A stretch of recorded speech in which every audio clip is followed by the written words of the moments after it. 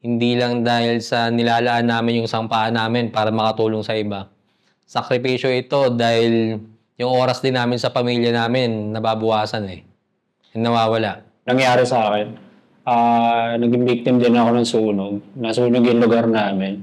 Kumbaga, gusto ko malaman ano yung mga first respond na dapat gawin. Nung nag-responde kami sa AOR namin, madaling araw na siya eh. Harap-harapan ko mismo may nakita akong casualties. Sunog siya. Ang paghahanap ng aming mga guest at pagbabahagi ng kanilang kwento ay nangangailangan ng maraming oras. Pero sa tulong nyo, makakadiscover kami ng mga iba't iba pang mga istorya ng ordinaryong Pilipino. Para sa mas magandang community experience, pwede kayo makipag-usap at magtanong ng kahit ano sa aming mga naging guests at manatiling anonymous sa Discord. I-click nyo lamang ang join button para maging isang exclusive member. Maraming salamat!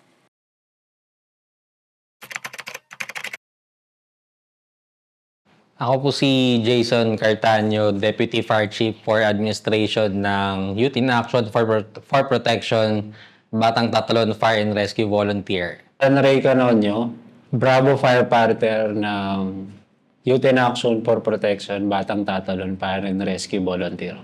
Ako naman si GR Lazaro, OIC Firefighter ng Youth in Action for Protection, Batang Tatalon Fire and Rescue Volunteer. Kwento niyo po namin po isang volunteer rescuer. Pwede niyo po sabihin sa amin kung ano-ano po klaseng mga emergencies po yung nire-respondihan niyo po. So, usually kami nag-rescue kami or nagre-respond kami sa mga sunog, sa may pagbaha. And since may ambulance din kami and trained yung mga volunteers natin with first aid, nagre-transport din kami ng mga patients. Sunog, baha, first aid. Vehicular accidents, sa mga medical missions din. Pwede niyo po ba ikwento po sa amin kung ano po yung day-to-day routine po ng isang volunteer rescuer po? Day-to-day, since kami is a fire volunteer and being a volunteer, wala siyang sahod eh. So, kailangan pa rin namin ng another way of life na para mabuhay din, para din makasuporta sa pamilya namin and sa araw-araw na pangangailangan. So, aside sa pagiging volunteer, karamihan sa amin is mga estudyante. Sa day-to-day routine ng mga volunteer o rescue responder. So after ng mga obligasyon namin sa bahay o kanya-kanyang profesyon, siyempre, minimake sure namin na equip kami regarding sa pag-respond sa mga emergencies, lalo sa sunog, yung mga protective gear namin at mga fire truck, pati na rin mga tao namin. Ang ginagawa naming routine bago or pagka medyo mo-duty, syempre dapat yung katawan namin is ready dahil hindi naman namin alam kung ano yung mga responde or ano yung mga darating na re-respondehan namin. Pwede niyo po maikwento po sa amin kung paano po kayo unang napasok po sa pagiging isang volunteer rescuer. Nagsimula ako bilang isang youth leader sa lugar namin eh. Then, pagtapos nun, yung na-experience ko as a youth leader, nag-decide ako na ituloy din siya para maging isang volunteer. And iba kasi yung sarap sa pakiramdam pag may nagagawa kang maganda and napapasalamatan ka ng walang kapalit. So, isa siya sa mga nag-motivate sa aming mga volunteer, lalo na sa akin, para ipagpatuloy from being a youth leader na maging fire volunteer. Napasok ko sa pagbo-volunteer. Sa encouragement din ng nangyari sa akin. Naging victim din ako ng sunog. Nasunog yung lugar namin. Tapos nangyari na ang fire chief namin is nagtayo ng brigada doon din sa barangay namin. So na-encourage ako sumali. Kasi gusto ko rin matuto dahil nung nasunogan kami wala kami magawa eh. Kumbaga, gusto ko malaman ano yung mga first respond na dapat gawin, saka lalo sa mga aksidente, saka pag-first aid, sa mga possible na mangyari sa mga kapitbahay din namin, saka sa loob ng bahay. Sa akin naman impluwensya ng mga kaibigan dahil nung pumasok ako, syempre, medyo minor de edad or ano, pero gusto ko din.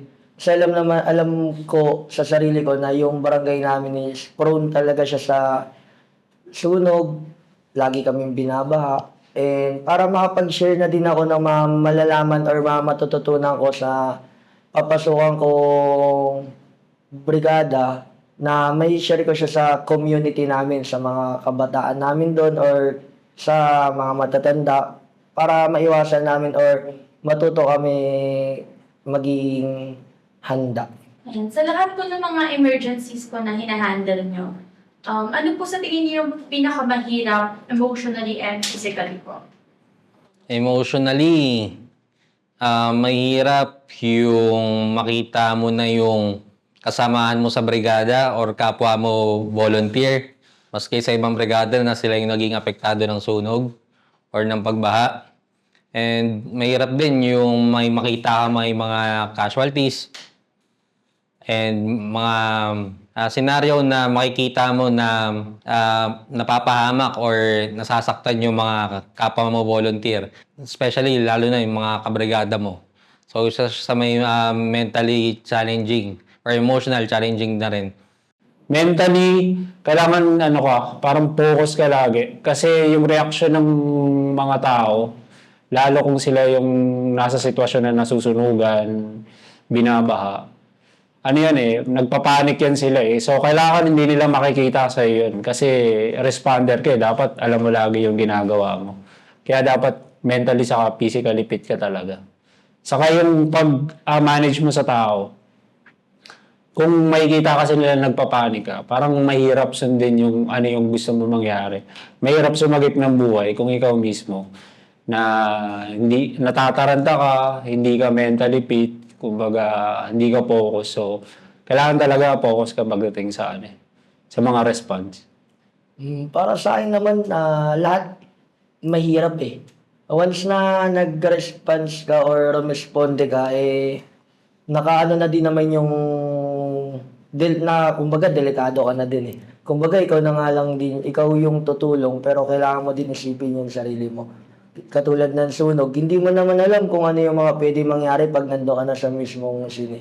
Kung ano yung pwede, kung ikaw yung madidisgrasya or kung hindi ka makakasagip, gano'n. Gano'n din naman sa baha na once na nag-responde ka doon, hindi mo alam kung makakakuha ka ba ng mga kailangan ng hihingi ng tulong or ikaw yung mismo manghihingi ng tulong. Kaya para sa akin, once na nag-response ka, mahirap na din yan eh. Kaya lahat ng nire-respondehan namin, mapabahayan, mapasunog yan, mapa-first aid or banggaan, car accident, pare-pareha siyang mahirap eh. Isa sa pinakamahirap saan physically is yung pagre-responde sa may mga baha. So, sa amin kasi sa lugar namin, sa area namin, ang mga baha usually tumatagal talaga ng hours eh. Mabilis na yung 5 hours, 6 hours, pero kadalasan, mabot yan 12 hours or mas matagal pa. So, na-challenge siya ron kasi pag nagre-rescue ka, pag nagsasagwan, hindi lang basta tubig yung sinasagwan mo eh. So may ibang elemento, gaya may mga basura. And same time, yung lamig, yung init, and yung bigat ng mga binubuhat. And also sa akin, as a leader ng grupo, so kailangan ko na make sure kasi na as much as possible, visible ako, tsaka present ako sa may mga situations eh. Para din ma-motivate, tsaka ma-push pa yung team namin na mag-rescue, tsaka tumulong. Sa may pagdating naman sa may mga sunog, isa sa mga physically challenging dyan, may mga sunog din, lalo na pagka sa area namin, within our area, mini-make sure namin na matapos namin yung alarma or mapatay ng gusto yung sunog bago kami umalis.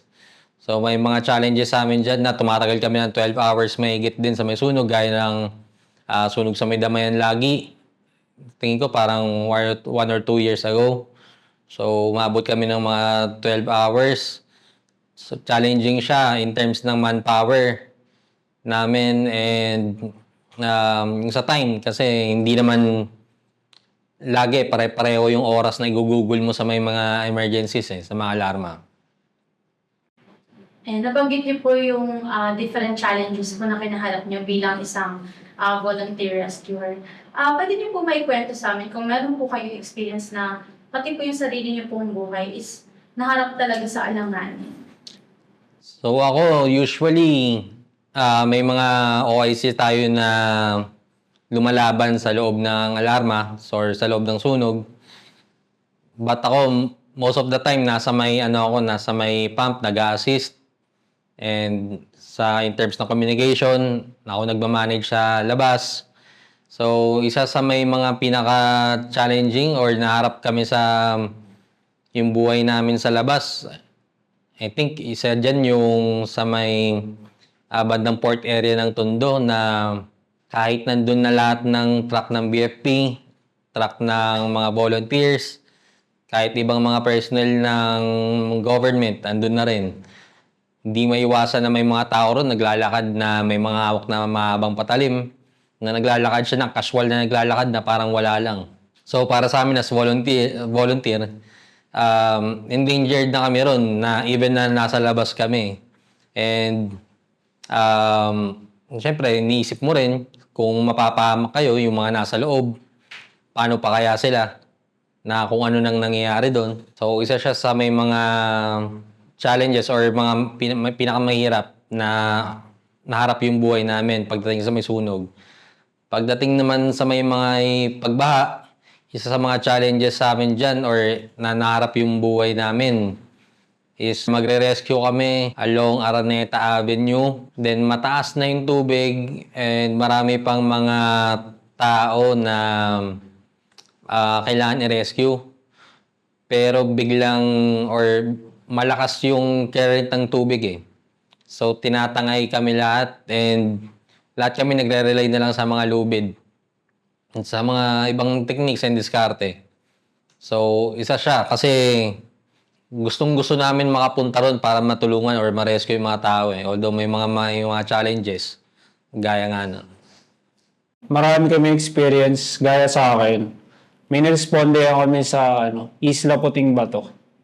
Parang lahat ng fire truck patras na tapos naiwan pa yung mga hose namin, yung nozzle namin.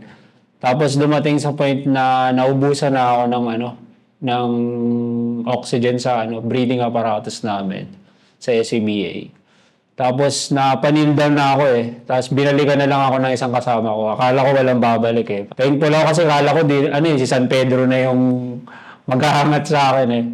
Isa yun. Saka yung recently na dito sa Dalpan, na naguguhuan na yung mga bayan, nandun pa kami sa loob.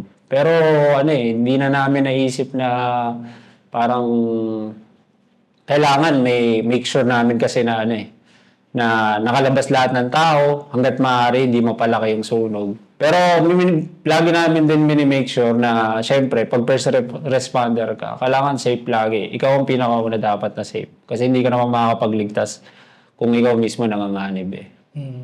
Sa akin naman yung experience ko sa Happy Land.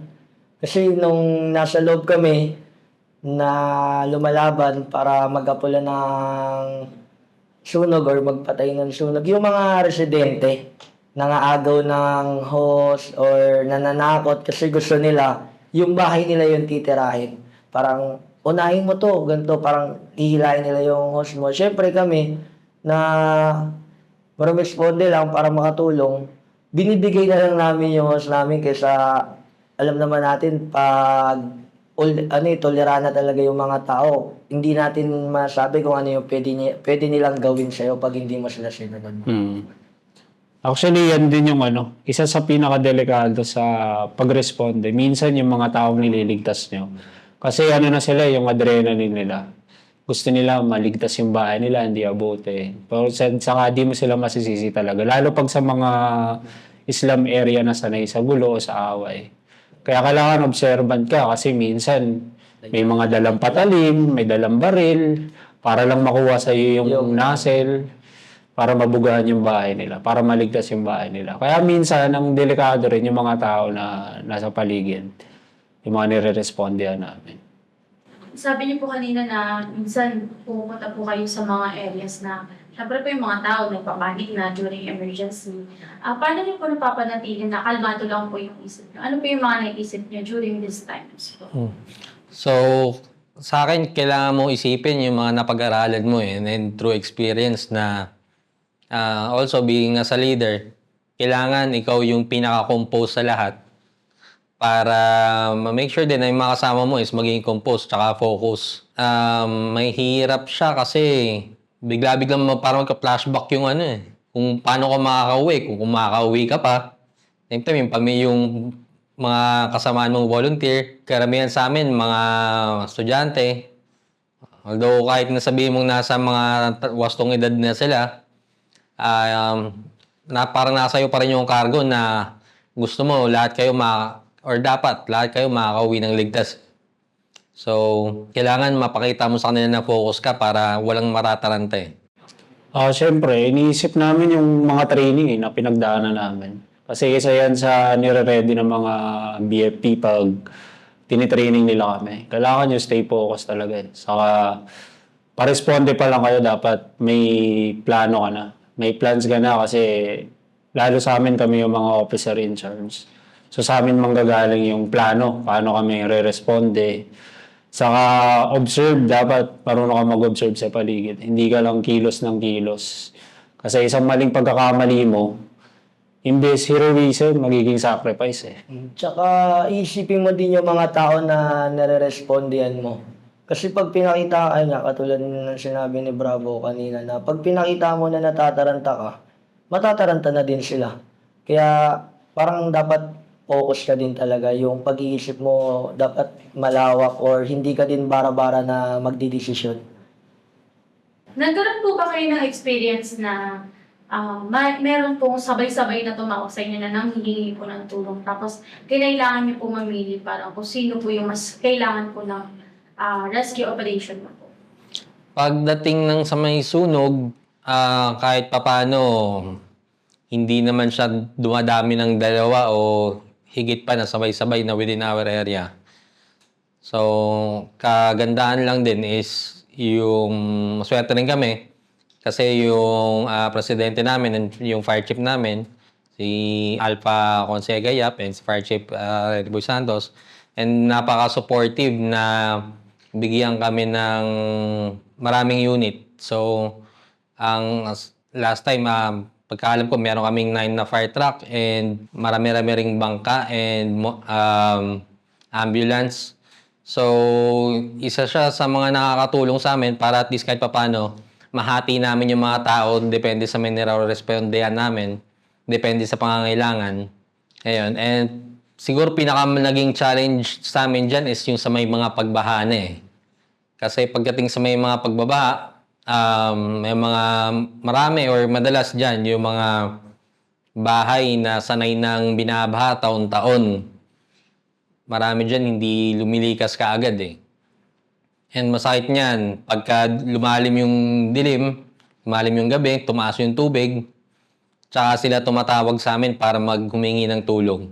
So, kahit sa kagustuhan man namin abutin lahat sila, pag tumataas na kasi yung tubig baha and karamihan sa kanila, nasa looban pa ng mga eskinita na hindi kasya yung bangka. Yun, malaking challenge sa amin yun eh.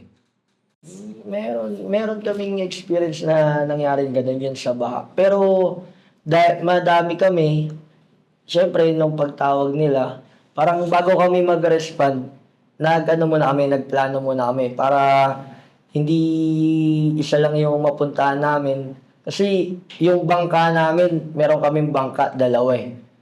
Yung manpower namin, sapat naman. Parang nung pagtawag nun, ang unang-unang naging galaw namin is mag-meeting muna kung paano yung magiging diskarte namin para yung mga nanghihingi ng tulong, mapuntahan agad namin, hindi isa lang. Parang napagsasabay din naman namin sila. Saka lagi kami prepared, lalo sa mga ganyan sitwasyon. Lalo na sa baha. Lalo sa baha. Even sa sunog eh. Kumbaga, may mga unit kami na pwedeng designated ka sa ganitong area, respondihan niya to. Itong team na to, dito ka sa kabila. Yung kabilang team, dun sa kabilang daanan. Para, saka meron kami mga team na nagre-rest, kumbaga may palitan. Kumbaga, ready kami na may possibility na mangyari kasi wala namang imposible na mangyari magkasabay-sabay yung sakuna eh. So, nire-ready rin namin yung mga tao namin na maging handa. Saka yung mga OIC namin, ready sila para magplano kung ano yung gagawin. Lalo yung mga team leader. Sa experience niyo po bilang isang rescuer, meron po ba kayong pwedeng ma-share po sa amin na isang experience na pinakamahirap or pwede po nating masabi na very traumatic po para sa inyo? Traumatic para sa akin is yung every time na may magkakaroon ng sunog dun sa area namin or within our barangay. Traumatic kasi alam namin na yung mga tao sa amin since marami kaming mga fire trucks nag-expect din na walang lalaki or maagapan namin lahat. Although syempre since as a fire volunteer, hindi naman ganun ka-unlimited yung time namin to respond. So meron din kami mga personal life, may mga pamilya rin na sinusuportahan. So ang pagbo-volunteer kasi sa amin, kailangan ng time management din. So hindi naman pwede kasing lagi kaming volunteer. Traumatic siya kasi may mga instance sa amin na kaya pa namin mas mapabilis or nangihinayang kami kasi mga kapitbahay mo, makakilala mo, na nakikita mong nasusunugan, nawawalan ng mga properties. Yun. Tsaka na pag masakit, pagka may nawawalan ng buhay. Ako para sa akin, wala naman. Parang mas na-motivate lang ako. Lalo pag may nare-responde kami na may nalalaman kami na casualties ng mga tao. Kasi hanggat maaari, ginagawa namin yung best namin. Parang yung trauma, para sa amin, wala talaga. Hindi ko naisip na magkaroon ng trauma. Mas na-motivate akong galingan pa saka matuto pa para sa susunod na responde namin, maiwasan yung ganun. Pwede niyo po ba sa amin i-explain or i-describe po sa amin na ano po yung nararamdaman niyo kapag po may nare-report po sa inyo na may casualty or may experience po ba kayo na kayo po talaga mismo first hand nakita niyo po? Yes, may mga experience na nakitang mga ganyan na may mga casualty. And para sa amin, sobrang sakit niya kasi kaya kami nandyan. Para, syempre, protektahan yung buhay, pati na yung mga ari-arian ng mga tao. And so every time na may casualty, sa deep inside, para sa amin, parang nag-fail kami. So para siyang ganun. And so every time naman na may mga ganun, we have to remain positive and focus na if may pagkakamali or may pagkukulang or kung may kailangan may space para ma-improve pa, i-make sure namin na sa susunod is mas mapapaayos or at least pinaka-importante para sa akin kasi is yung awareness ng mga tao. Tingin ko yun ang pinaka-importante para maiwasan yung mga casualties. Ayun, yun sa akin, nung nag-responde kami sa AOR namin, madaling araw na siya. Tapos, harap-harapan ko mismo may nakita akong casualties. Sunog siya. Na kala namin isa lang, namin na siguro kailangan pa natin mas galingan or kailangan pa natin mas bilisan yung pag-responde. Pero hindi naman din kasi natin talaga masasabi yun sa kauna, lalong-lalo na yung buhay ng tao. Kasi yun, kinabukasan, nagulat kami na ilan yung naging casualties. Parang 11 na Parang nakakahabag. din na parang ba't hindi natin siya natulungan, hindi namin natulungan, gano'n. Ayan po. Nakwento niyo po kanina, syempre, during emergency, nagpapanik na, halo-halo na adrenaline, pag-aalala ng mga tao. Naka-experience po ba kayo na nag-responde po kayo sa isang emergency, tapos inaway po kayo or sinisi po kayo ng mga taong nirespondehan niyo? Hindi naman direktang inaway or sa amin sinisi, pero may mga senaryo na mararamdaman mo na masama loob ng mga tao or may ina-expect pa sila. Pero as much as possible, pinapaliwanag namin sa kanila na maayos na yun nga, hindi naman limited pa rin ang capabilities namin.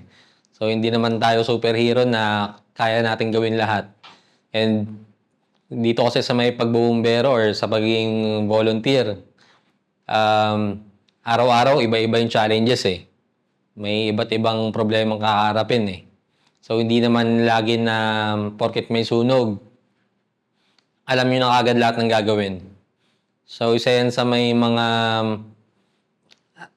traits ng mga rescuer na kailangan marunong ka mag-adapt tsaka mag-react based sa scenario na meron ka. And pinapaliwanag din namin sa may mga residente yan. At the same time, nagbibigay din kami ng mga tips kung paano magandang gawin para mas maiwasan. So far, wala pa naman na ganun. Kasi ano eh, na-explain din naman ng maayos ng mga BFP saka ng ibang officer na normal lang ganun Yung nangyari. procedure. Na may mga bagay gaya ng mga, let's say, mga furnitures na possible na masira. Pag nabugahan kasi siya ng tubig para di kumalat, may mga procedure kasi yan para di kumalat yung apoy eh. May mga procedure yan eh. Kumbaga, minsan, kailangan bugahan yung mga malapit sa apoy, hindi agad yung apoy. Hindi pa nasusunog. Para di na kumalat. Kapag po nakaka-experience po kayo ng isang emergency situation na meron pong casualty, ganun po. Ano po yung nafe-feel nyo? Parang nafe-feel nyo po ba na nagigilty kayo or parang kasalanan nyo po ba kung bakit nawalan po ng buhay yung isang tao? Personally, may ganun eh. Though hindi siya magandang ipakita rin sa may mga tao, same time sa mga kasamaan mo. Kasi kailangan yung moral nyo maging mataas pa rin eh, para yung focus hindi nawawala eh. So every time kasi nababagsak yung focus mo and yung mawawala ka sa sa diskarte eh. And masama nun, baka mamaya kayo pa mapahamak pagka nawala kayo sa focus. Kaya as a leader, kaya mini-make sure ko rin na kahit na personal para sa akin, may may guilt. Pero kailangan mo mag-positive eh. Kailangan mo tumayo pa rin as a leader. Kaya, naano rin kami. Masakit din para sa amin pag pag may nalalaman kami na may namamatay, lalo pag bata, matanda. Masakit din para sa amin. Sa mga nabanggit niyo po ng mga risks at saka sa pagtataya niyo po ng buhay during emergency, may moments po ba or parang may point po ba sa buhay niyo na gusto niya pong tumigil sa pagiging isang volunteer rescuer? Para sa isang mga volunteer rescuer, ako personally, wala eh. Kasi hindi naman lahat nabibigyan ng opportunity and kayang gawin to. Although, imbis na tumigil, mas gusto pa naming mag-encourage ng iba na para madagdagan, para mag-grow din yung community namin. Same time, mas marami ring matulungan. Kasi as long as kayang i-manage yung trabaho, personal na trabaho na sumusuporta sa buhay nyo, sa pamilya, and same time pagiging volunteer, gagawin namin eh. Kasi wala, gaya nga sabi namin, vision na namin to eh. So aside sa trabaho, ang vision namin, ito yung pagiging volunteer. So, malakas siya talaga kumain ng oras, pero ginagawa namin dahil gusto talaga namin eh. Gusto namin tong gawin eh. And dito kami masaya eh. Para sa akin, wala eh. Parang mahirap kasi i-explain bakit parang ba't kami tumagal dito. Parang masarap kasi sa pakaramdam na nakakatulong talaga. Parang wala pa rin, hindi pa kami umabot sa point na ayaw na namin, pagod na. Hindi eh. Kasi hanggat may humingi ng tulong, gagawin talaga best namin makaresponde talaga. Parang habang tumatagal, mas namomotivate pa kami. Oo. Na mas galingan pa namin, mas alam namin na mas madami pa kami matututunan. Parang mas nagiging pa yung eagerness namin na mag-training para mas lumawak pa yung kaalaman namin kaysa huminto. Parang wala sa bokabularyo namin na Huminto. umayaw na, ganun, huminto. Saka kasi continuous yung learning niya eh. Parang kada taon, kada buwan, meron kayong bago matututunan, may mga bagong technique na pwedeng gamitin para makaresponde talaga. Ano po yung advice po na pwede niyo pong sabihin sa mga gusto pong sumama or gusto pong sumali sa pagiging isang volunteer rescuer? So, para sa mga interesado na maging volunteer rescuer, mapayo ko lang is kailangan mentally and physically ready kayo and focus kayo pag pumasok sa pagiging volunteer. And ang pag-aaral kasi rito, hindi siya tapos na alam mo na netong taon or marunong ka na, doon na yon. So, taon-taon or minsan buwan-buwan, paulit-ulit yung training para matutunan din yung iba't ibang mga bagong techniques, bagong kaalaman, and yung muscle memory natin, makabisado natin. And same time, commitment din siya eh. Matinding commitment siya. Commitment para makatulong, commitment na iaalay mo rin yung oras mo para sa brigada. And ito is malaking sakripisyo rin siya. Sakripisyo itong ginagawa na to hindi lang dahil sa napapahamak yung buhay namin. Hindi lang dahil sa nilalaan namin yung sampaan namin para makatulong sa iba. Sakripisyo ito dahil yung oras din namin sa pamilya namin nababawasan eh. Nawawala. Sakripisyo kasi yung oras mo na i-google dito, pwede mong ilaan para sa trabaho na pwede kang kumita ng mas malaki pero andito eh. Andito yung commitment eh. And once committed, kailangan willing ka rin to sacrifice. Ako, bilang bata din na mga kaedad nila, ang advice ko lang kaysa pakalat-kalat kayo dyan kung saan nyo nilalain yung oras nyo, mas magandang pumasok kayo dito kasi yung learning na makukuha nyo, iba eh. Hindi nyo makukuha sa kalsada, hindi nyo makukuha kung saan man yung mga matututunan nyo and may share nyo din siya sa community nyo and makakatulong din talaga siya sa inyo para makagrow, maging gumrow, maging ano kayo. Sa mga kabataan na gusto sumama sa voluntary work, prepare yourself, syempre. Kasi hindi ito laro eh. Hindi ito yung gusto mo lang sumali kasi parang may day ka lang or gusto mo lang ma-experience. Kailangan, gaya ng lagi namin sinasabi, kailangan mentally saka physically fit ka. Kasi hindi ito pwede sa mga mahihina na emotional, saka yung hindi ka physically fit. Kasi physical na pagbo-volunteer, physical na trabaho. Kailangan malakas ka.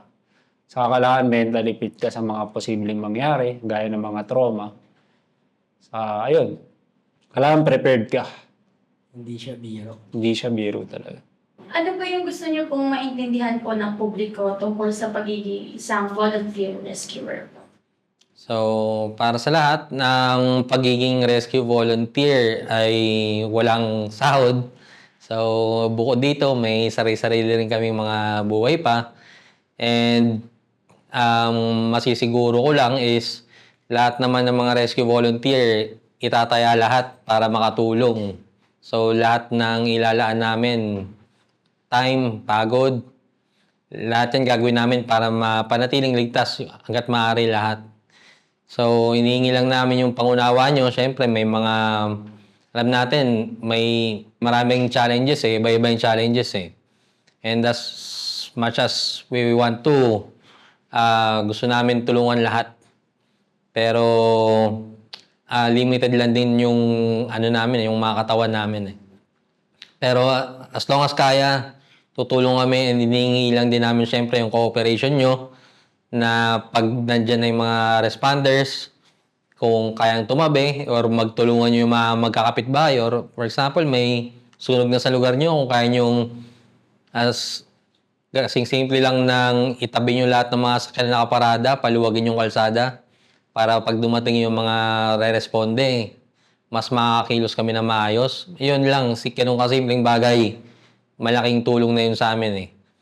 And hiningi lang din namin yung tulong yun na pagka may mga grupo, kahit mga BFP or mga rescue volunteers na pupunta sa lugar nyo or nagkakaroon kayo ng opportunity para maturuan kayo ng basic firefighting or kahit na sa may mga fire extinguisher or paano gagawin nyo sa lugar nyo in case na may mga emergency. So, pakiusap lang namin na seryosohin nyo siya kasi malaking bagay siya para maiwasan natin yung mga ganyang or lumala yung mga posibleng mangyari pagka may mga sunog or kahit iba pang mga sakuna. Sana magiging cooperative tayo lagi. Lalo na pag dumating na yung mga responder natin. Sana makinig tayo at irespeto yung mga desisyon ng mga responder kasi alam naman nila lagi yung gagawin nila. Alam namin yung gagawin namin sa mga sitwasyon na kung kailangan nyo lumayo sa mismong scene, lumayo kayo at makinig kayo lagi sa mga instructions din kung ano, para hindi lumala yung sitwasyon kung sakaling may sakuna. At saka wag niyong pangunahan yung kung ano yung nakikita niyo kasi yung iba, pag may nakikita sila sa video na hindi gumagalaw yung mga bombero, ano na yung sinasabi nila eh. Kumbaga hindi niyo alam yung tinataya din namin na buhay na kahit wala kaming nakukuhang sahod or wala talaga kami nakukuha pero yung nasa puso namin na makatulong sa mga nanusunugan or mga nangangailangan, nandun. Kumbaga, kapalit na nito buhay namin kahit wala kaming makuha eh. Kaya yung mga negative or mga bad comments na inaano nyo, isipin nyo din muna bago nyo sabihin sa mga kapwa namin volunteer or mga BFP. Meron po ba kayong final message po para sa ating mga viewers? So, final message is, unsat, nagpapasalamat kami sa may mga sumusuporta sa mga fire volunteers na kagaya namin. Most especially, syempre sa aming Alpha, kay Consular Egayap, kay sa aming Fire Chief, kay Captain Boy, and sa aming Director, kay Miko Barshal, na isa sila sa mga sumusuporta sa mga volunteers, sa mga bumbero. And sobrang thankful namin sa kanila kasi sila yung parang naging backbone namin ng brigada. So para magtuloy-tuloy kami and para magawa namin yung mga gusto namin gawin. And hindi lang sila, actually marami pang iba kahit para sa mga ibang mga brigada, sa lahat ng sumusuporta sa mga ibang brigada. Yan, nagpapasalamat din kami sa kanila na patuloy na sumusuporta sa mga brigada na inaalalayan nila para dumami pa yung mga volunteers. And yun, encourage din namin yung mga kabataan or ibang mga may gusto na pumasok sa mga brigada na malapit sa inyong lugar. Or kung malapit kayo sa amin, pwede rin kayo sa amin. And kung taga saan man kayo, kung may malapit na mga volunteer brigade dyan, in-encourage namin kayo na pumasok para yung oras nyo mailaan sa tama. And by experience, karamihan naman ng mga magulang natutuwa pagka yung mga anak nila pumapasok sa pagiging volunteer kesa mga nakatambay o napapabarkada. Mas magandang pumasok kayo sa may mga brigada para nagagabayan din kayo ng tama. Same time, dagdag kaalaman na nai-share nyo sa may school, nai-share nyo rin sa may community nyo, sa may mga bahay nyo. And isa siya sa may mga experience sa mga bata namin volunteer. Napakasarap na makikita mo yung mga magulang nila naging proud sa kanila. So, in-encourage namin lahat, lalo yung mga kabataan na pumasok sa may pagiging rescuer or volunteers. Kung gusto nyo manood ng mga dokumentaryo galing sa mga interviews namin, huwag nyong kakalimutang i-check ang isa pa naming YouTube channel, Off the Record Beyond Borders. I-click nyo lang ang link sa description. Maraming salamat!